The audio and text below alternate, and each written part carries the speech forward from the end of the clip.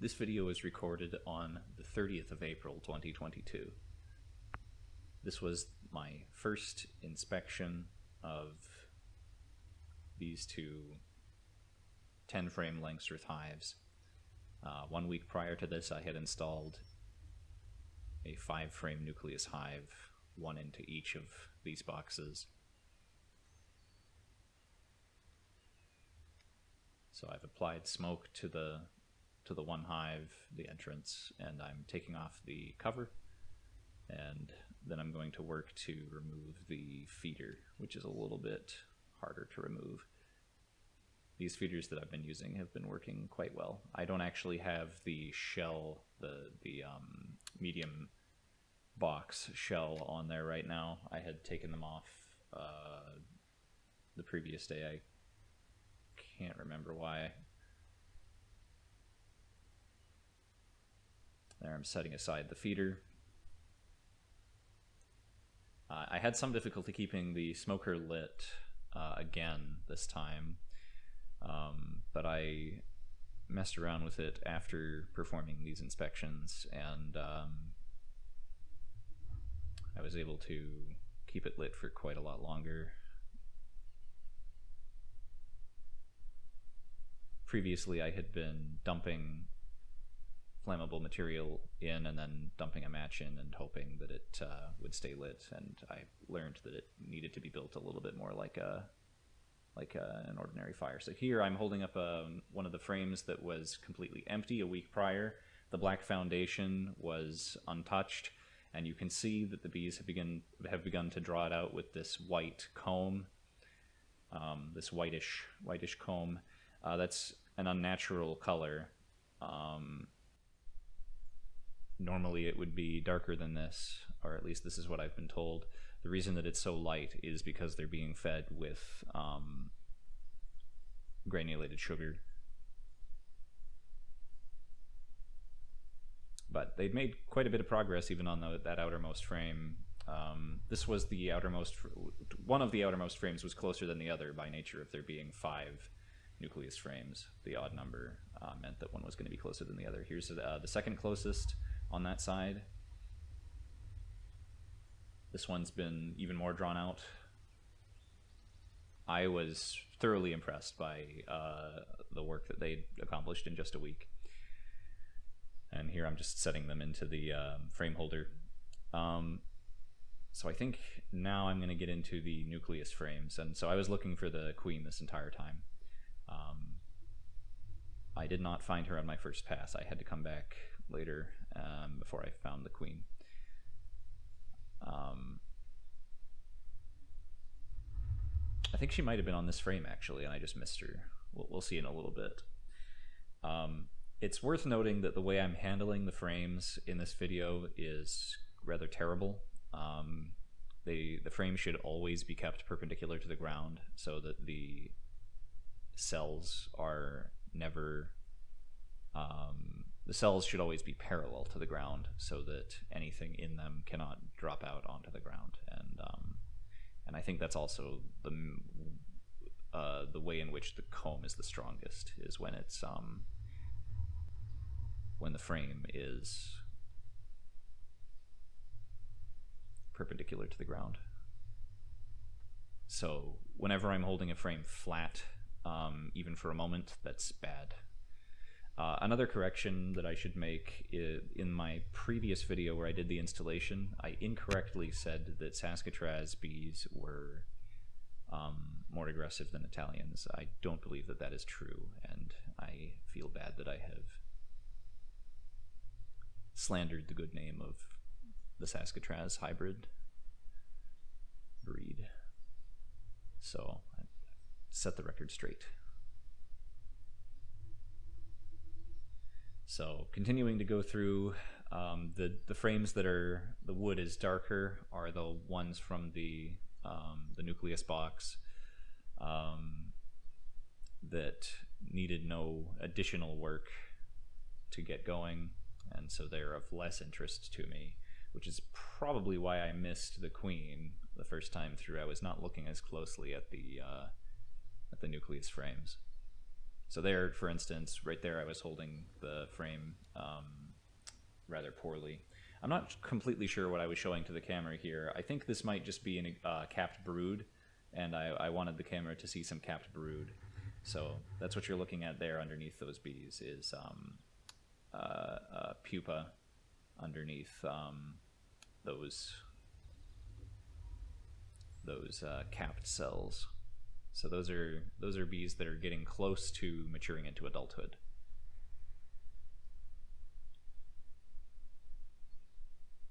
In those cells.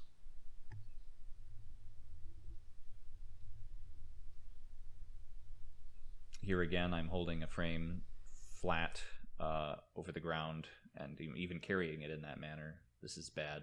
Don't do this. So here's the first frame that was the first undrawn frame on the other side of the first new frame, I should say, on the other side of the nucleus frames. And they've done a remarkable job drawing this out. This one is, at least on the half closer to the camera, is already quite deep, and they're doing a very good job.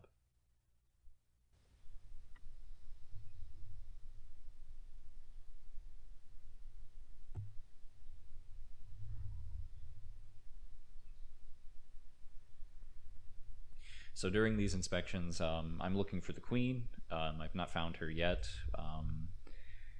I'm looking for eggs, I'm looking for larvae, and I'm looking for the pupa. So we had an example of the pupa earlier, those capped cells. And I know I found eggs and larvae. I don't know if I showed them to the camera adequately closely to show a good example of them.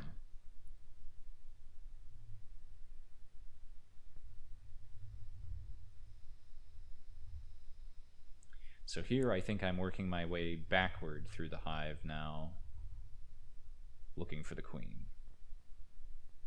And I didn't show it, but the frame furthest from the nucleus hives, the frame furthest from the nucleus frames on the far left from this perspective, my right, as I was standing there, the face of that frame on that far side, the face of that frame facing the wall towards the house was more or less completely undrawn, and it was the only face of a frame in the whole hive that was untouched. And I believe that was true in the other hive as well, although this video only details the inspection of the first hive.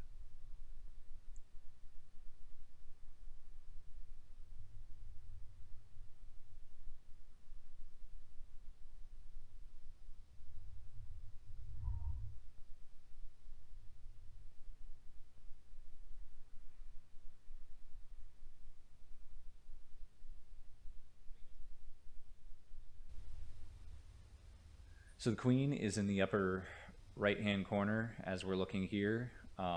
She's in the sunlight.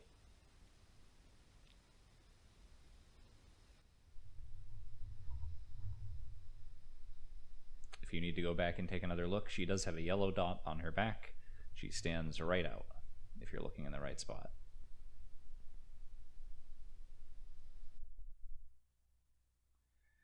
I couldn't tell you what I was trying to show here.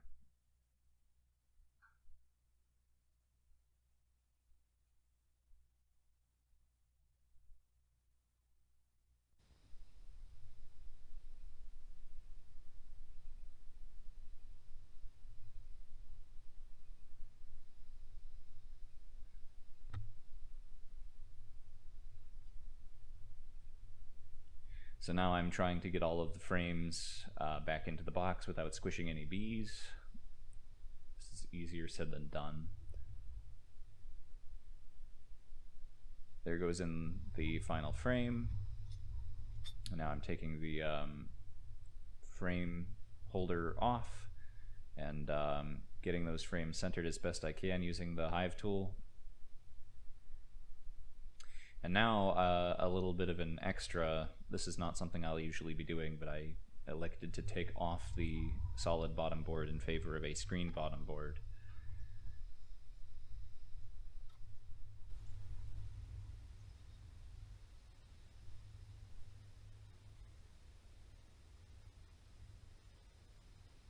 So the solid bottom board is a solid piece of wood that provides a little gap through which the bees can reach the entrance of the hive. I was replacing it with there it is, you can see it there. And you can see there's a little bit of a yellow trail from sort of the center of the where the frames are out to where the entrance was. And you can see where they've sealed around the entrance reducer bar at the front there. And here I attempted a shake that mostly just resulted in bees flying around me rather than going back into the hive. And then I attempted to do a tap, which did not work very well at all. Still got to work on my technique there. And now I'm getting the screen bottom board into position. One of these two bottom boards I got, I put it upside down. It might have been the second one. It must have been the second hive. I accidentally put it down upside down and then wound up having to move the deep body and turn it over again, because it looks like I've got it here. So I've got the entrance reducer in where I want it now. Here I am putting another deep body onto the hive. I deemed that the bees had drawn out enough comb to warrant putting another box on. I think it may have been premature, especially since one of the frames was still bare. And I'm trying to be as careful as I can not to crush any bees, but it's difficult to avoid. But yeah, I deemed that they were worthy of some more space. I do not know whether that decision will haunt me or not. There is a behavior that the bees can exhibit called chimneying. When you give them too much space upward, they'll expand upwards rather than out to the sides. So I've put the new deep body on. I've put the feeder on top, and now I'm about to put the jars of sugar syrup onto into the feeder. So I've doubled the amount of space available to them, so they are going to be very thankful for the extra encouragement that the sugar water offers. So all in all, this was a very encouraging inspection. I will say it was quite warm, and the gloves do not allow my hands to breathe at all, so I was sweating buckets, and my fingers got quite wrinkled by the time I was done inspecting both hives.